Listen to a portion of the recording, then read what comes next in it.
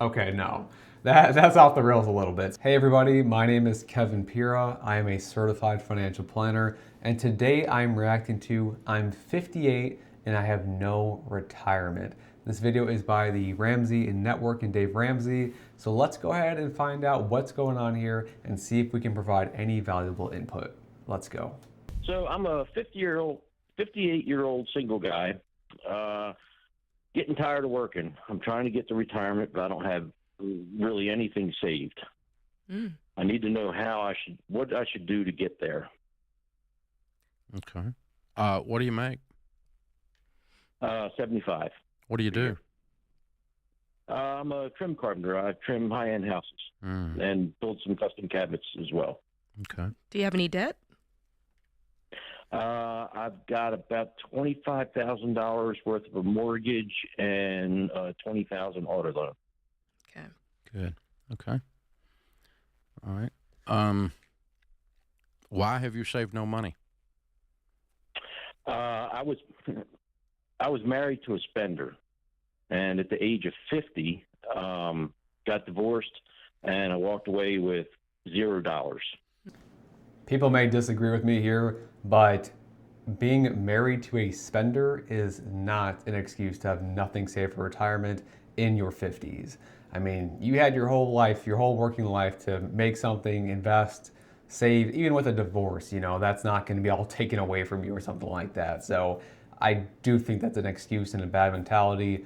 Again, we don't want to shame him or anything for having, no retirement or anything like that in his 50s. But again, to say it's somebody else's problem, or somebody else's fault, that is a little concerning to hear. That was 8 years ago. So, why have you saved no money in the last 8 years? Well, getting back on my feet, I ended up buying a house. That's where the mortgage comes in. I got $25,000 left on that. So is that where your extra money was going, paying down that mortgage? What did it start as? Paying down the mortgage, and it was a bank-owned property. I got it for a song in a great neighborhood. I put a fair amount of money into it, and that's where most of my money went. So Okay. All right. So, and you bought a truck? No, I have I have a truck that's paid for. Oh, what's the $20,000 vehicle? I know you're into cars, Dave. It's not a car. It's a motorcycle. It's a Harley Davidson. Oh, okay. Oh, well, we got to get rid of that. I knew that was the first thing you were going to tell me to get rid of. Yeah, it's gone. So if you want to save money, I mean, we can't keep doing what we've been doing. Okay, you have a $20,000. You almost owe as much on your motorcycle as you do on your house. That's weird. Yeah. I mean, really. So you did so good on the house and so poorly on the motorcycle. So that was a weak moment. I'm sure it's a great bike. But it's gone. It's gone. It's somebody else's great bike now. And because we need you to, and then, what I would say is let's get on an every dollar budget and build an emergency fund first of 3 to 6 months of expenses, and then pick up every extra job you can get. And let's pretend that you saved $10,000. Let's pretend you saved $24,000, $2,000 a month, $24,000 per year for 10 years. That'd be $240,000 plus growth. It'd be $500,000. Okay, that's a little aggressive. He's right about the contributions, the $24,000 per year. That's reasonable. So $2,000 per month. But I think he's using that probably either 10, 11, or maybe even a 12% return to get to that number. Just off the top of my head, I'm assuming it's probably going to be more realistically 300 to 400,000 is what I would say for that time frame. But again, I'm not calculating this off the cuff here. Neither is Z. So, but yeah, that seems a little high just based off my assumptions. The bike, that definitely needs to go. The fact that he has nothing saved for retirement and has a bike, that is concerning. His situation isn't necessarily horrible though. He does at least have an almost paid off house, which is a big difference for retirement planning because that's a huge cash drain. So, and he sounds like he's making decent income, and he could be making possibly even more from more carpentry work. So, and that is a pretty high demand job, I would imagine. That doesn't seem to be going anywhere. So there are a lot of good things here. So Scott, you got a lot of good things to be hopeful for, but let's see what else is in the equation. Okay, All and right. you're 67, and you'd have $500,000 in a paid-for house. Okay, I do have about $23,000 in cash. Okay, well then you got your So emergency fund I in do have place. that. That's great. I do have the emergency fund. Yeah. Right. I've got a term life insurance policy. Mm-hmm. It's $100 a month Mm-hmm. for $500,000. Should I keep that, or is there a way to convert that to something else? I didn't convert. It's just like I have homeowners insurance, and I don't have a home anymore. Do I need it? No, you don't, because there's no one counting on you. It sounds like for your income. No. Okay, and the No, I house got is three worth kids more and- than you owe on it. Do you have children? I've got 3. Okay, so if you grown die, and- they sell the house and pay the funeral, right? Correct. Okay. Yep. Let it lapse. Yeah, so I would close that out because you need that extra $100 a month toward our $2,000 a month goal. Mm-hmm. So Yeah, I mean, you could make an argument either way here. I don't know if just letting it lapse is the best idea. I would want to dive more into his family and like his children, and just look at the bigger picture here to see if that $100 a month is worth having for that policy. Maybe it is, maybe it isn't. It's going to depend on the specifics, but I wouldn't just blanket go out and say, yeah, cancel the policy, let it lapse. Okay, what I'm yeah. going to do is sit down and do a budget, and I'm going to come up with $2,000 a month. I'm going to sit down with a SmartVestor Pro, and I'm going to fill up Roth IRAs and simple IRAs and whatever else you can do as a self-employed person.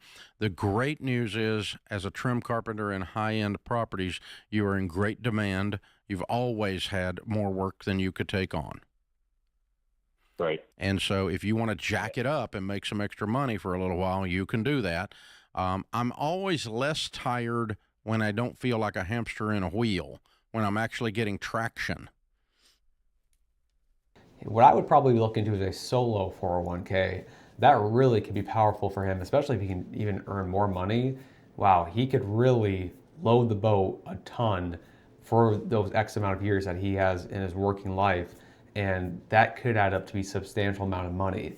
And having a good advisor in your corner could make sense here, because if they set things up correctly with that solo 401k, maybe do some things with that Roth IRA, really have a solid budget in place, he could really do a ton of good work here. But it's definitely not necessary. It's not like he has a big portfolio built up where every small decision is crucial, but he also is in a window where it's kind of make it or it's going to look pretty bad in some ways. So you could make an argument either way.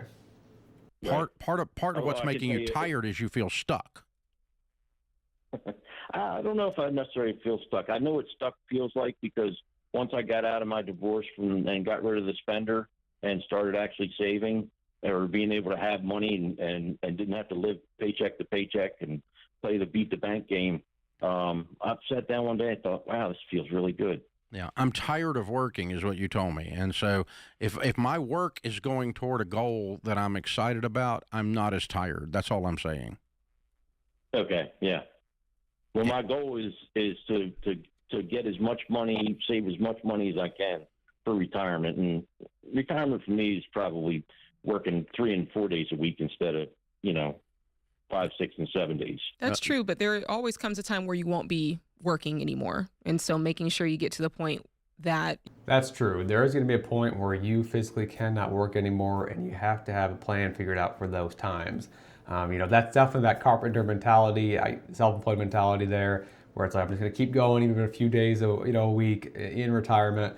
And you can do that. It's going to depend on who you are and your health. But at some point, it may not be possible. It may not be possible anymore, but it does depend. So I'm glad that she did mention that, because it is true. You're okay when that phase of life hits is also very important. See, if you had $500,000 in the bank at 67, or in a mutual fund at 67 and a paid-for house, that $500,000 will throw you $50,000 a year. Right. Without forever. And so you couldn't travel. Okay, no. That's off the rails a little bit. So he said, what did he say, 50,000 for 500,000, so for 10%. No, that's a very aggressive, especially in retirement. That'd be all equities. That'd be nominal geometrical returns, like all in an index fund, basically, like a S&P 500 index fund to be precise. And that's historical. Forward looking, we don't know if that's going to happen. And to assume that you can just take all that and then just live off that, well, no, you want part of that to be growing and compounding as your compound growth, of course. So maybe you want to scale that back with a more conservative, well-tested 3 to 4% withdrawal strategy. Not 100% saying that's the right number for him, but just back of napkin math here, 3 to 4%, and then have a good portfolio that's growing and then drawing on some of that as well. That can make more sense than just saying 10%. That's a little crazy, Dave. You should be careful saying that at the very least. You could do whatever you want to do with $50,000 a year. You work 1 day a week, you can do whatever. What I do know, having grown up and been in the building business, real estate business my whole life, is trim carpenters are artists. They're the artist on the site. They're very precise, very detailed. He makes furniture. You've got an artist's eye. And I need you to use your business side, the science, not the art side of this discussion that we're having. Okay? You can't art your way out of this one. You got to science your way out of this one. And so it's a math thing, and then it will build you a situation where you have enough of a nest egg that it causes you to have a good life. That's what I'm wanting to move you towards. So you got 10 years, $2,000 a month, and you can get there. It's very doable. And you might fool yourself. You might get there sooner because the more you pile it up, the faster, the more you're willing to work, all that kind of stuff. So, you can back down at whatever point. But I would sit down with a SmartVestor Pro, go to RamseySolutions.com, pick somebody with the heart of a teacher and say, this is my situation. I've got to do this. Dave told me to get on an every dollar budget. He told me to jack my income up, get rid of my motorcycle. Jade told me to get rid of my motorcycle, but Dave agreed. And I just slide that in there. Just threw that through the under. You see the bus tracks? I see the bus tracks right across her. Blum, blum. Yeah, there we go.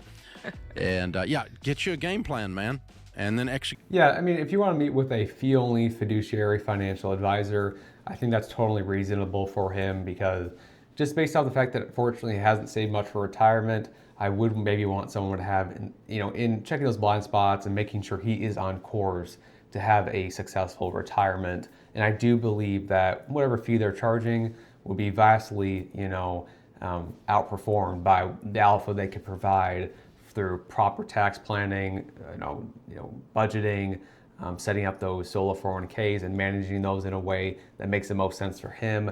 Because it sounds like he probably is very green when it comes to investing and saving since he's not very familiar with it. Not saying you can't do it by yourself, but it could make sense for him.